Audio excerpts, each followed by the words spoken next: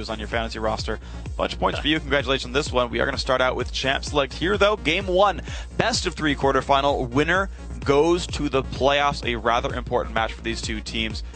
Xerath removed away from Watt to Fox, Cassidy away from Zencook. No big surprise there. Yeah, Xerath picked 3 games today in the EU LCS. A little surprising to me, but also the fact that he's in the meta again means that more assassins are going to come back into the meta, more gap closer type champions.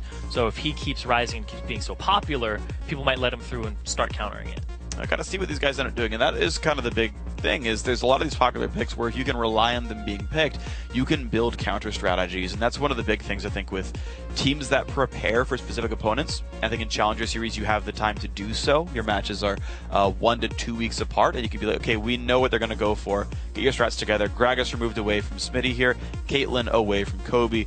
These are all, again, bans where you know your opponents play certain champs, and so you remove their specific champion pools. Yeah, and right now, Kobe has a 13 KDA, but those are both on Caitlyn. And also, Kikis, his most played, is Lee Sin. His name might actually even be after Lee Sin. Just kicking people into everybody. But he has a ton of games on that, and his second most played is like a third of that. So he's really known for his Lee Sin play. Well, we'll see if he can kind of keep up with something else in the roster, though. Lulu going to be grabbed right away for 4EVERZENZYG. And now STKB Prime going to look at just the old standby lanes. Why the heck not? Lucian Thresh, a great duo lane overall. No bans aside from the Kate. Dropped the bottom lane champs, and they're just going to go for this one. Yeah, I was really surprised when they banned away the Gragas on blue side right now for 4EVERZENZYG. But Lulu Gragas are really the S tier of top lane.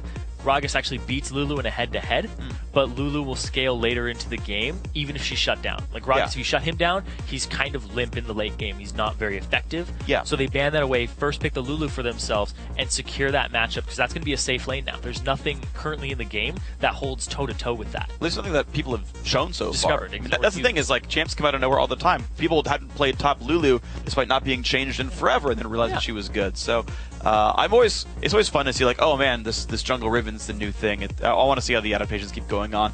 Morgana support against Thresh, skill matchup there. The Evelynn jungle with Lee Sin dropped away. Great pick as well. Yeah, I like that, and this is looking like a more and more supporty team. They're going to need some hyper carries in here. Kog'Maw still up. Lucian picked away. Tristana still up as well. Kobe's going to have to go with something along those lines, because the Caitlyn banned away Lucian picked. It's really all he has left. Right, and I feel like, knowing his champion pool, I feel like Tristana would be the most thematically accurate to what he plays, right? Long range, has escapes, that would fit the bill. And again, you play a hyper carry with a bunch of supporty champions, and like, great, it's all kinds of synergy right there in the mix. But we'll have to see what he actually wants to go for, if he wants to play more spellcaster. Zencook might go for Yasuo. Ooh. I'm sorry.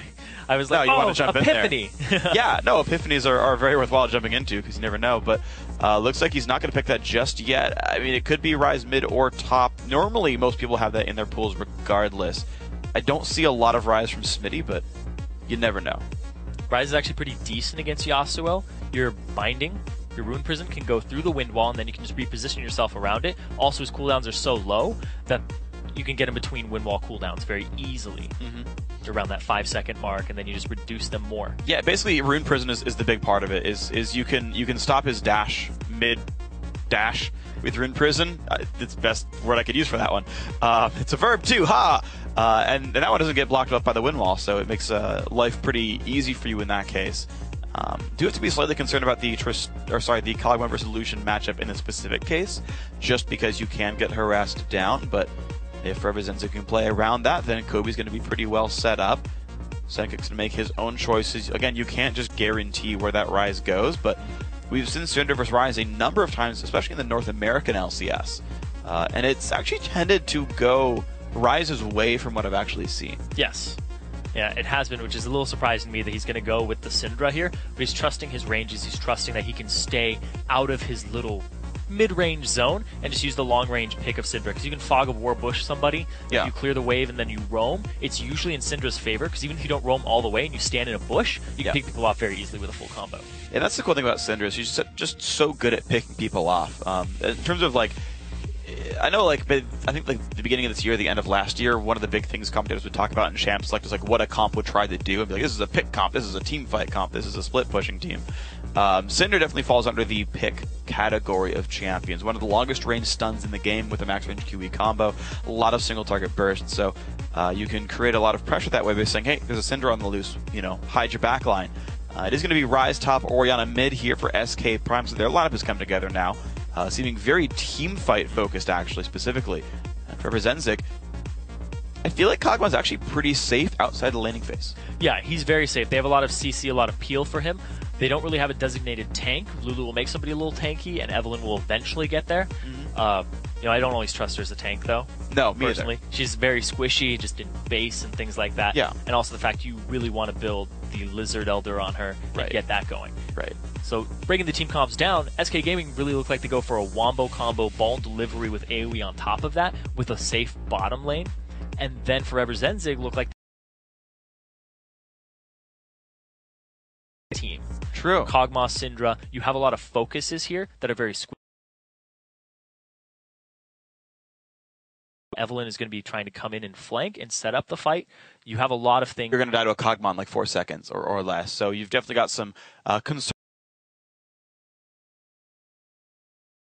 We started up here. Best of 3 once again. You win the game, you win the series, you are in. As the bracket goes on, we can see who's going to be able to guarantee themselves a bye in the first. See if they're up to it right now. Standard utility for Rise.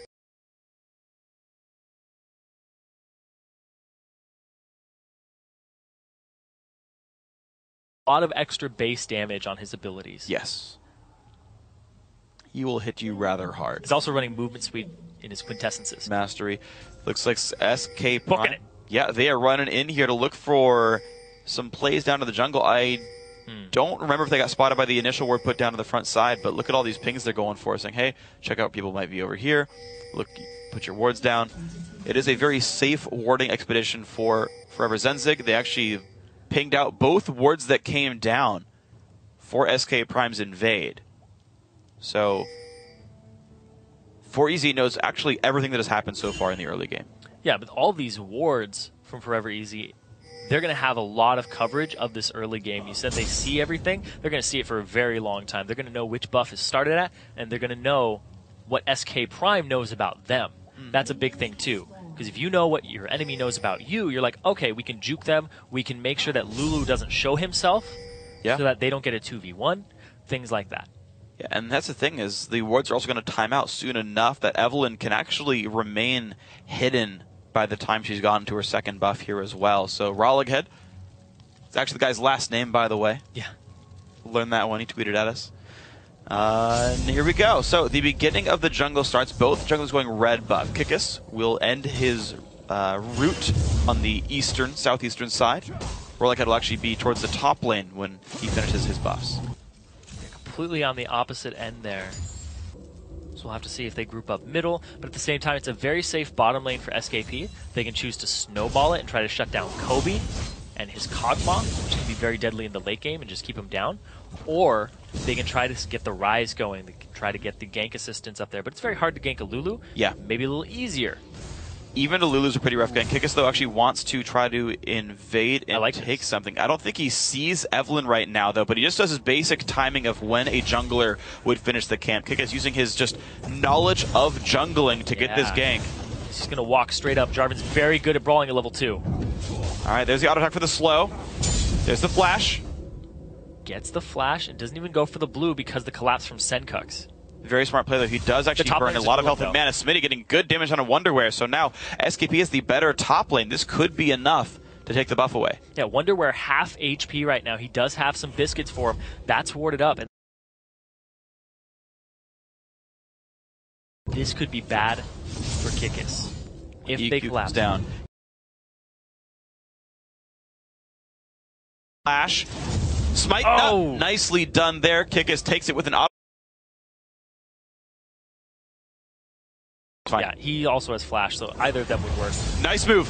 Ooh. That would have actually canceled the flag toss. The jump would have forced the flash out. So beautiful.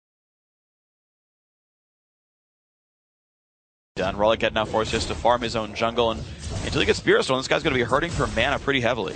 Oh yeah, even though Eve passive will give him some mana back as a percentage while he's invisible, you don't spend a lot of time invisible in the early game. Nope. He's going to recall back. Should have enough money for that item now at least. Yeah, he's going to have to back and rush that. Whereas if you look over at Kikis, he already got himself a longsword. And man, that's such a solo queue thing to do, too. Just bully the jungler by yourself. But then he got complete vision of it. He knew the situation, and he's communicating with his laners, which is a 5v5 rank thing to do. Yep. And it's fantastic to see that type of play at this level. I was going to say, you know, it's not solo queue thing to do is buy a pink ward on your first back. Yes. That is one of the most unselfish things you can do is drop 100 gold on not combat stats, but it will allow him to spot the Evelynn moves a little bit more. There's his easily secured blue buff, had that under control the whole time, so Kikis completes the 3-buff start for the team. Rollick had already out of buffs himself. Yeah, and Kikis, no stranger to team play. We talked about it. So many teams for him under his belt, kind of etched onto a wall or a placard somewhere. It's a really big placard at this point, but he's looking for that winner. Got a lot of notches in his computer case. Yeah, there you go. Pulls out the pocket knife. There we go. One more team. Rollick at level 3, actually not too far behind Kikis. One level down, but that's not the end of the world necessarily. Bottom lane is holding pretty close to equal. I got to point out what happened early on. Ooh, okay. He swept a ward with that, so they know the pink ward's down there. But we saw the pink ward come down.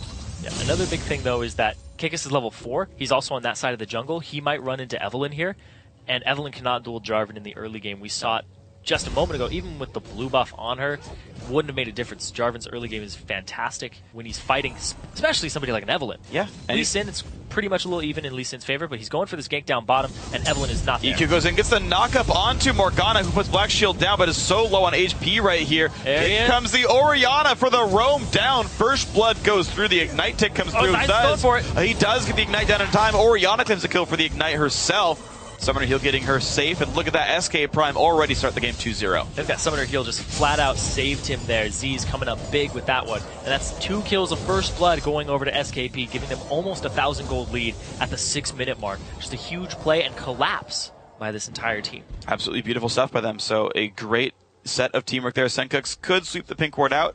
Yeah, there he goes. I gotta say, though, small misplay by Sweaty B to have not Black Shielded himself when the Jarvan knockup came through, or to have flashed it. And it's something actually that Fisher talked about really briefly in the last game we just watched in the LCS.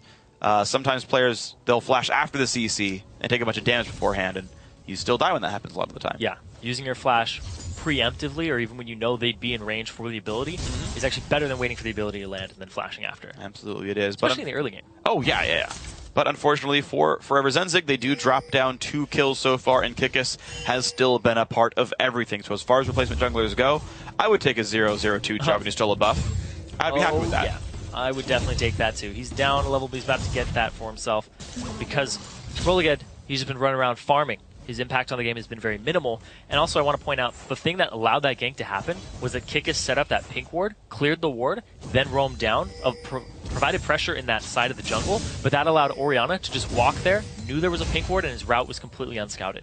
It was beautiful stuff by these guys, so I gotta give a lot of props to SKP so far. They're playing this game pretty close to correct. The only downside, and it's really not a very big one, is the fact that they're not really hurting Kog'Maw's minion kills. He's only down 4 against Lucian.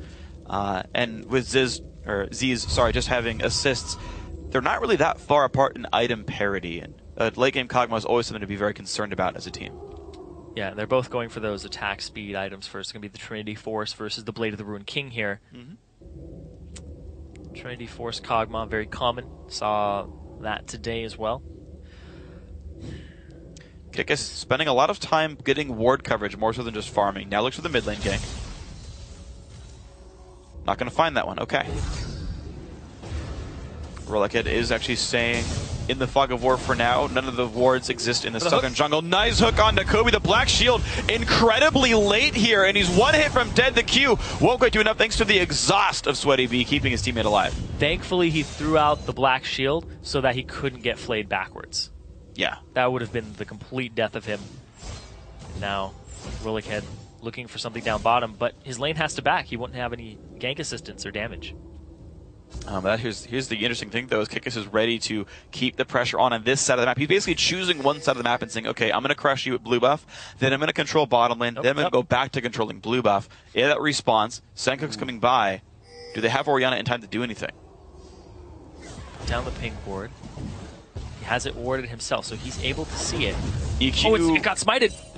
EQ smite comes through, actually gets picked up by somebody, and that's going to be Kikis dropping for his greed, basically, on that one. Had no way out. Gets exploded now. The Glitter comes out for a Wonderwear. This could be a stun as well. Onto Smitty the slow. One more time from Senkux, as well has the red buff. Shockwave onto 2.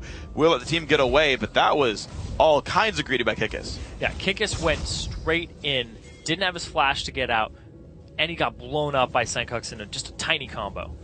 You gotta be careful, man. You are basically full squishy as Jarvan.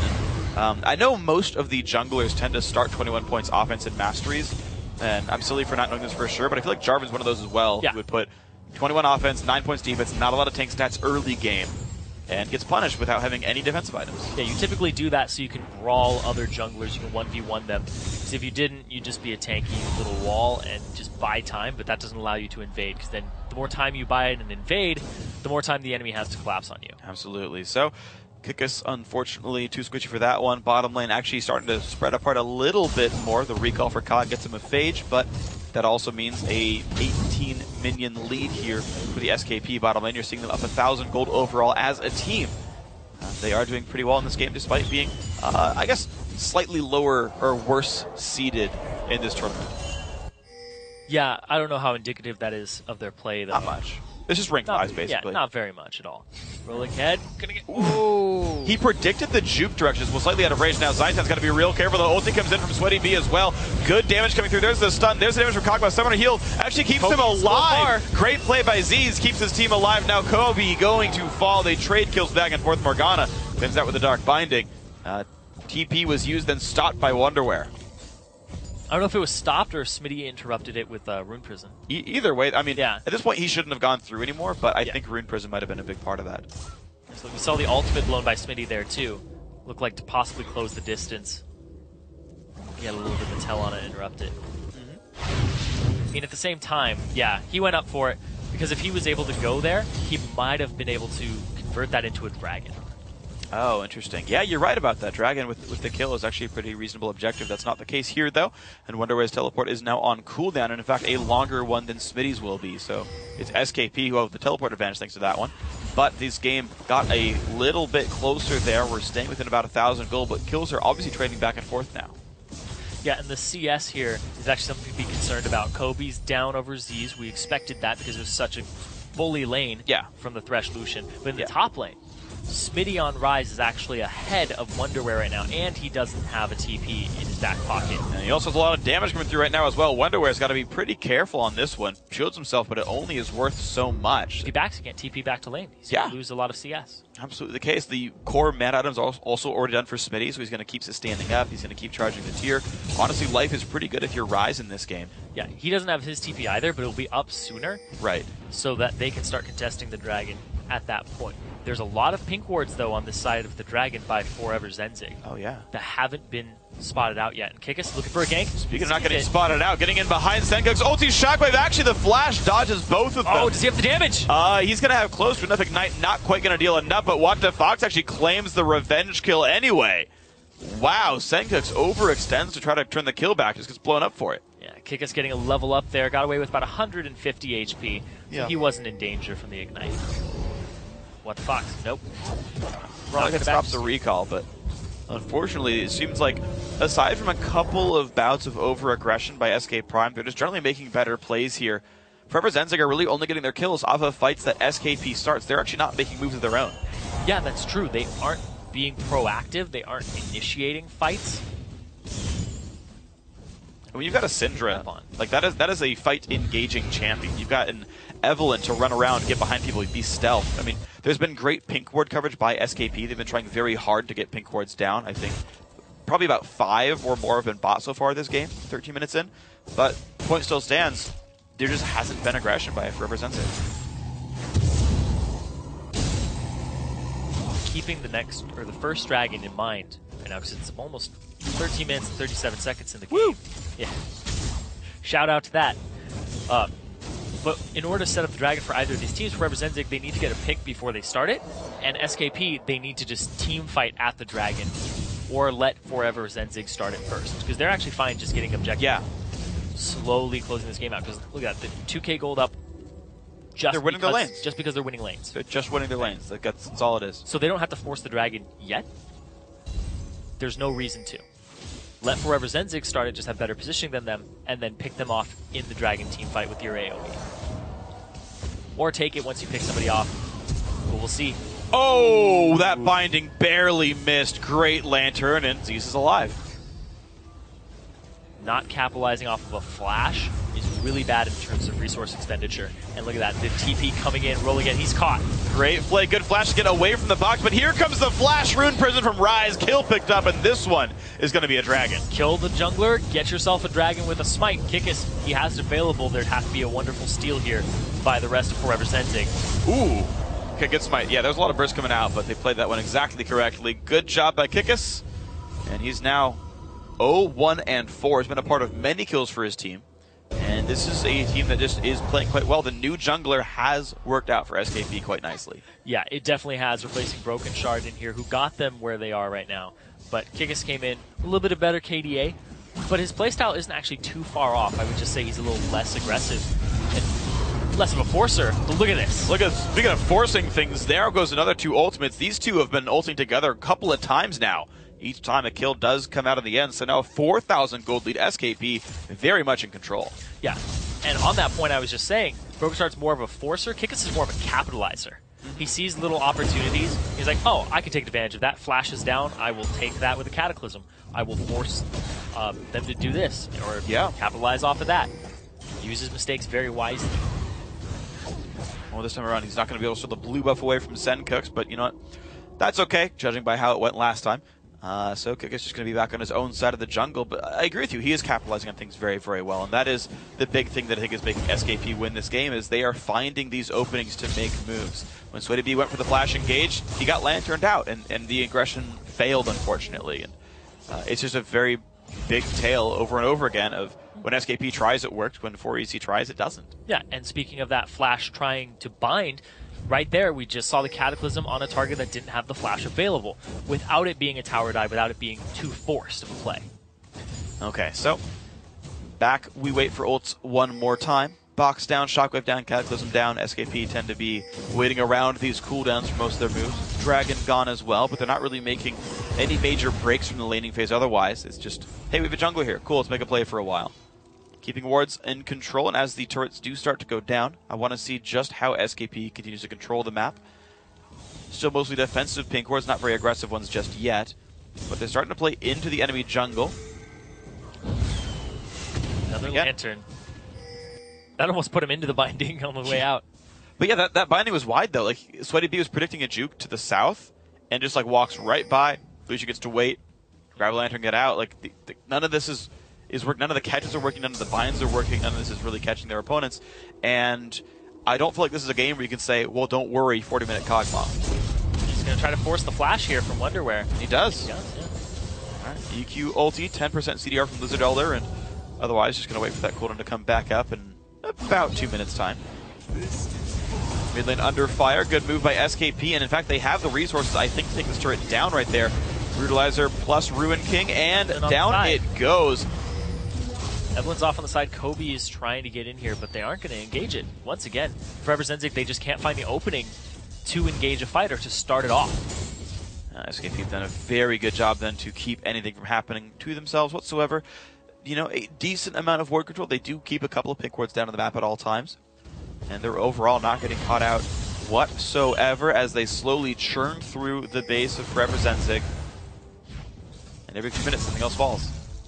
Yeah, just getting little capitalizations, just making that lead a little bigger and a little bigger until it's going to be this gigantic ball. Because 4EVERZENZYG right now, they aren't making plays. They aren't making moves that would get them into the game. And at the same time, they're not really capitalizing on anything that SKP does or countering it. Right now, they're just kind of like, all right, we're trying to play the lane phase. Let us do this. And SKP's like, no. But they keep getting kills off it, and 4EVERZENZYG don't react appropriately.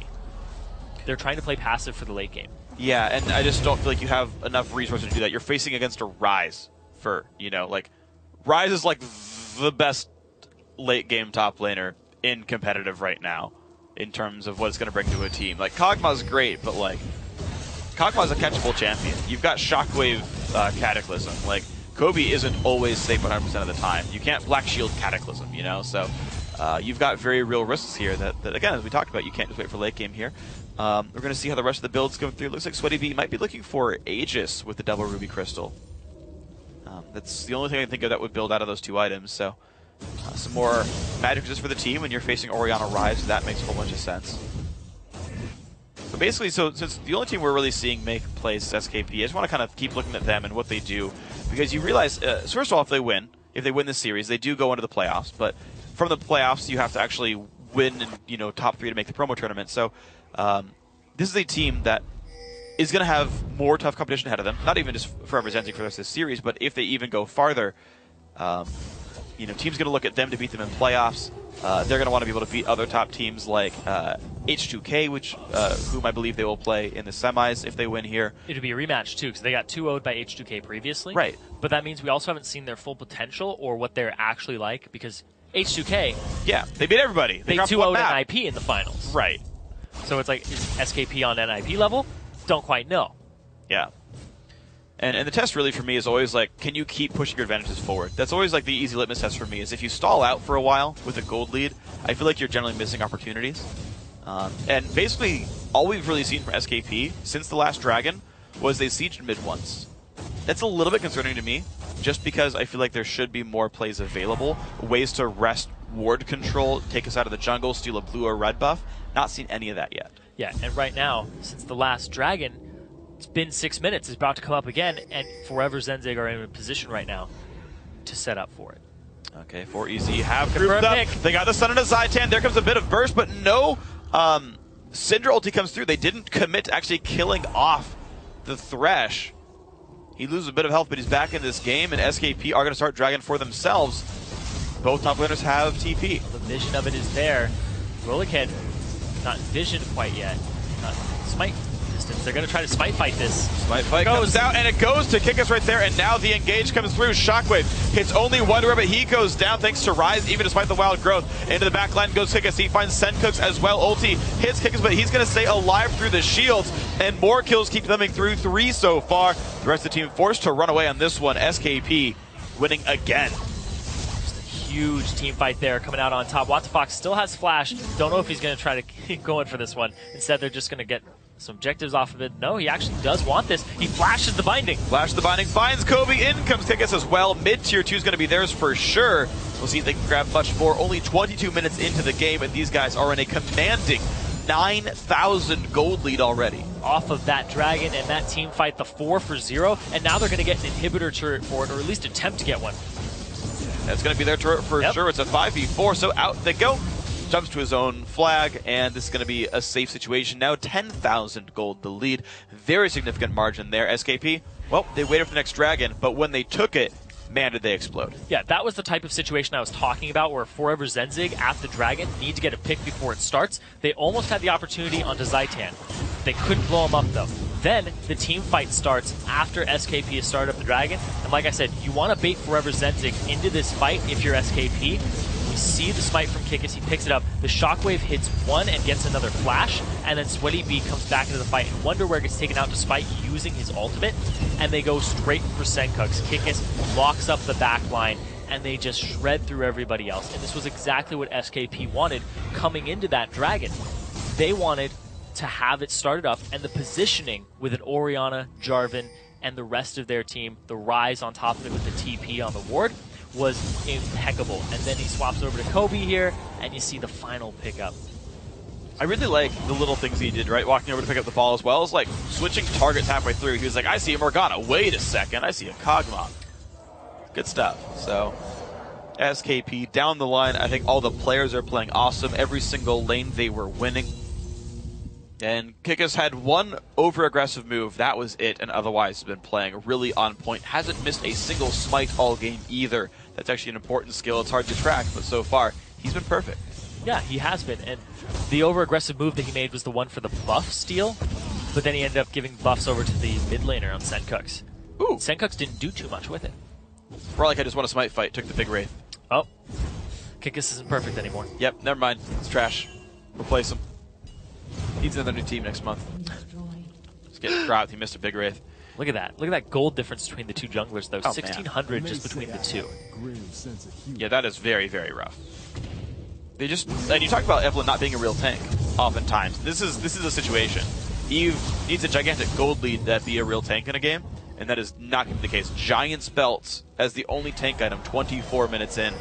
Not exactly a durable champion. SKP, they don't go for Baron. They do have some ward coverage over it to a certain extent, but their game plan is actually, with this gold lead, let's siege bot. Here comes the push on in. Ball comes out to zone Kog'Maw, where you can see Kobe can't attack anything. It is just Sencooks who can defend this.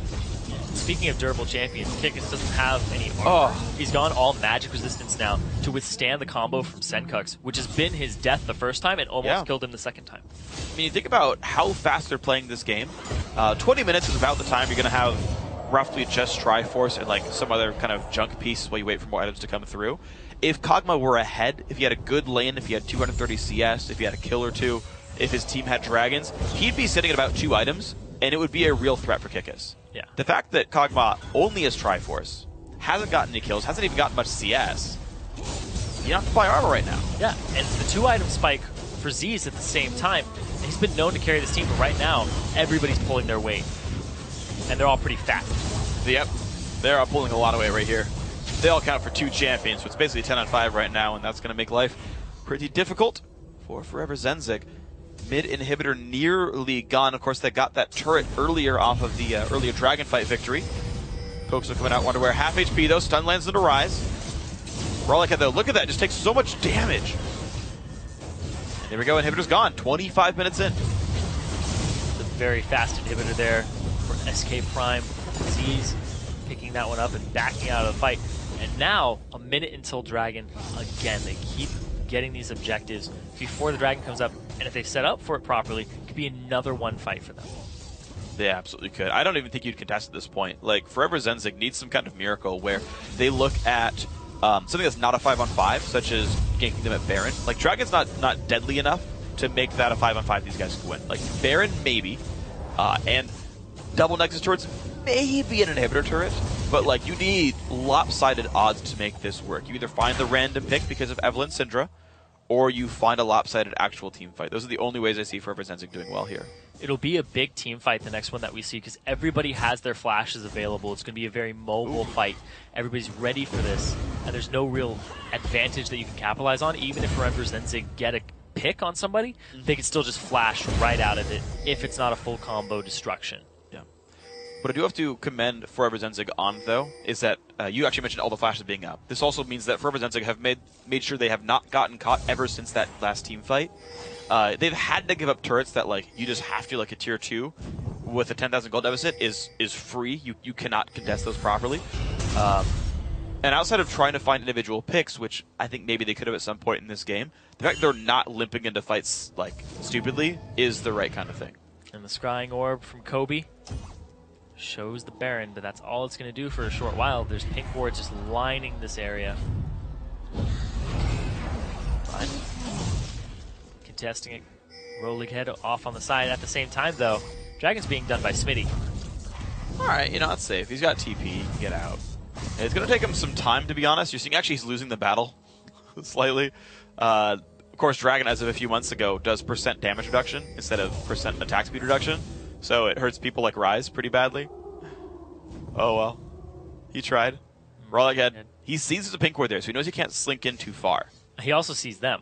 Yeah. Oh, he knows they're not actually doing the Baron. And SKP have no idea they didn't get seen here. Yeah, because they can't see Evelynn yet. They're still waiting. But the thing is, this is fine. SKP are split pushing with Rise. They will pull attention. Mid lane will push in. They will at some point require significant attention elsewhere by 4EVERZENZYG, and at that point, it's a Baron. Unless you get outsmited. Yeah. Kikis has a better record in smites this game, though. This 4EVERZENZYG's chance to get back in the game. Only takes one. Goes in for the damage. TP comes in as well for Rise, but not going to find much. Lulu back in the base, but she has teleport as well. SK Prime do go back to Baron, but they're now a couple of spells down. 2 ultis were, actually 3 ultis were burned for that. For none for 4EVERZENZYG. This is the kind of fight that they might want. Flash goes in.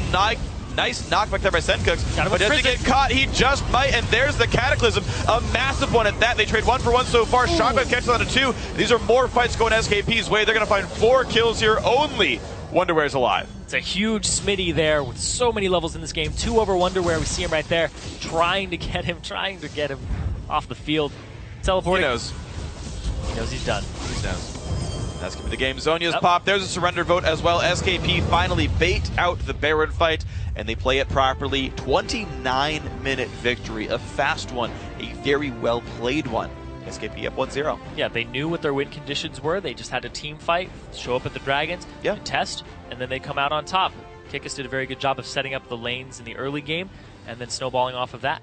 Yeah, and I guess I got to apologize for SKP a little bit. I was a little bit concerned when they won Dragonfight number 1 and then waited for 6 minutes for Dragonfight number 2, because I'm always concerned when you're like, we're just not going to do anything, and don't worry, Dragons will do it for us. Because picks happen and games slip away from your fingers sometimes. But that second Dragonfight was everything. They were a team fight-based composition, as you pointed out in the early game there.